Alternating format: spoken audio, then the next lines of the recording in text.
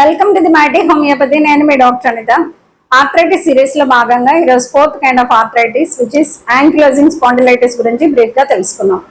Ankylosing stiffness are fusion, స్పాండిల్ అంటే spine, arthritis joint pains. So in this spine లో stiffness fusion అనేది ఉంటుంది. So detail వీడియోలోనికి వెళ్దాం. And ankylosing spondylitis అనేది chronic సీరోనెగటివ్ inflammatory arthritis. ఇందులో కూడాను ఆర్ఏ ఫ్యాక్టర్ అనేది నెగిటివ్ వస్తుంది. అండ్ క్రానిసిటీలో బ్యాక్ పెయిన్ అనేది కామన్ గా ఉంటుంది.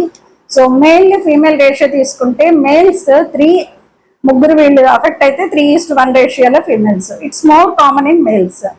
సో బ్యాక్ పెయిన్ అనేది మోర్ దాన్ 3 months ఉన్నప్పుడు ఏమాత్రం అశ్రద్ధ చేయకుండా ఇమ్మీడియట్ గా ఫిజికల్ ఎగ్జామినేషన్స్ ద్వారా యాంకిలోజింగ్ స్పాండిలైటిస్ అనేది సమ్ లాబొరేటరీ టెస్ట్ ద్వారా అండ్ సమ్ బ్లడ్ టెస్ట్ల ద్వారా దీన్ని డయాగ్నోస్ చేసుకోవచ్చు.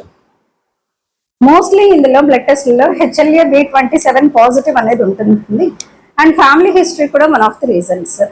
సో ఇది రావడానికి మెయిన్ కారణాలు ఏంటి అంటే some genetic factors and gut బ్యాక్టీరియాలో కూడాను గట్లో ఉన్న మైక్రో బ్యాక్టీరియా ఇన్ఫ్లమేషన్ వల్ల కూడా ఇది వస్తుంది. అండ్ ఇన్ఫ్లమేటరీ బవల్ సిండ్రోమ్ లో ఉన్నటువంటి పెయిన్ఫుల్ సిమ్టమ్ అనేది ఇందులో కూడా కనబడుతుంది. And apart from that ankylosing spondylitis individual లో సివియర్ స్టిఫ్నెస్ అనేది ఎర్లీ మార్నింగ్ స్టిఫ్నెస్ ఉంటుంది. And even late night stiffness కూడా ఉంటుంది.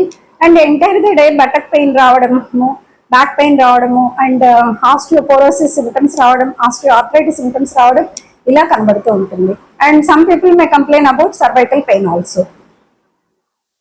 And specially extra articular manifestations లో ఇన్ఫ్లమేటరీ ఆర్థరైటిస్ అని కూడా మాట్లాడుకున్నాం. సో ఇది ఐస్ ని కూడా ఇన్వాల్వ్ చేస్తుంది. ఐస్ ఇన్వాల్వ్ అవ్వడం వల్ల ఈ విఐటిస్ అని స్క్లీరైటిస్ అని రెడ్నెస్ ఆఫ్ ద స్క్లీరా అనేది డెవలప్ అవుతుంది. అండ్ దీంతో పాటు అయోటిక్ రీగర్జిటేషన్ అంటే హార్ట్ లో ఉన్నటువంటి అయోటిక్ రీగర్జిటేషన్ అనేది కూడా డెవలప్ అవుతుంది. ఇంతకుముందు పాజిటివ్ ఫ్యాక్టర్ లో గట్ మైక్రో బ్యాక్టీరియా కూడా ఇన్వాల్వ్ అయిందని చెప్పుకున్నాము. So one of the reasons mostly gut micro bacteria వల్ల కూడా ఇది డెవలప్ అవుతుంది. అండ్ ఇంటర్నల్ గా గట్ సిస్టమ్ సరిగా లేకపోవడం కూడాను ఎక్స్ట్రా ఆర్టికులర్ మేనిఫెస్టేషన్స్ లో అయోటిక్ రీగర్జిటేషన్ కూడా కారణమవుతుంది. And apart from that it affects lungs also and it affects kidneys also. Nephropathy అనే సిమ్టమ్ అనేది డెవలప్ అవుతుంది.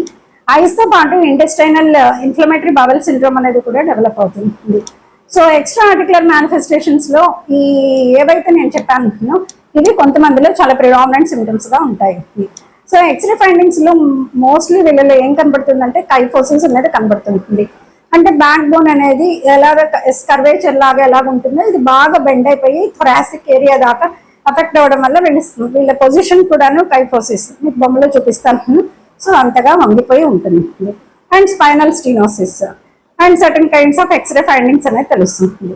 సో ఎవరైతే more than 3 months back pain తో సఫర్ అవుతున్నారో, బటక్ పెయిన్ తో సఫర్ అవుతున్నారు, and apart from that hip joint దగ్గర కూడా పెయిన్ఫుల్ గా ఉంటుంది, కూర్చొని లేచిన వెంటనే ఇబ్బందిగా ఉంటుంది, నైట్ పడుకున్నప్పుడు ఇబ్బందిగా ఉండడము, అండ్ ఎర్లీ మార్నింగ్ స్టిఫ్నెస్ కొంతకాలం వరకు అది కంటిన్యూ అవ్వడము, బ్యాక్ చాలా పెయిన్ఫుల్ గా ఉండడం, స్వెల్లింగ్ ఉండడము, ఆ ఏరియా చాలా పెయిన్ఫుల్ గా ఉండడము, ఇవన్నీ కూడా మోర్ దాన్ 3 months ఉన్నప్పుడు సరైన రీతిలో టెస్టులు చేయించుకుని దీని నుండి త్వరితగతిన ఉపశమనం పొందండి.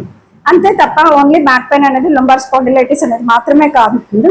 సో డెఫినెట్లీ మీ దగ్గరలో ఉన్న డాక్టర్ని కలిసి మీ సిమ్టమ్ చాలా క్రానిసిటీలోకి వెళ్తుంది, ఈ పెయిన్ అనేది క్రానిసిటీలోకి వెళ్తుంది అన్నప్పుడు ఇమ్మీడియట్ టెస్టులు చేయించుకొని దీని నుంచి త్వరితగతిన ఉపశమనం పొందుతారని. And apart from that healthy life style maintenance and as well as some certain kind of physiotherapy exercises ఇవన్నీ చేస్తూ అందరూ ఆరోగ్యంగా ఉంటూ పోస్చర్ మెయింటైన్ చేస్తూ యాంకిలోజింగ్ స్పాండిలైటిస్ నుంచి చాలా త్వరితగతిన ఎవరైతే సఫర్ అవుతున్నారో విడుదల పొందుతారని ఆశిస్తూ సదా మీ వైద్య సేవలో మీ డాక్టర్ పిఎం.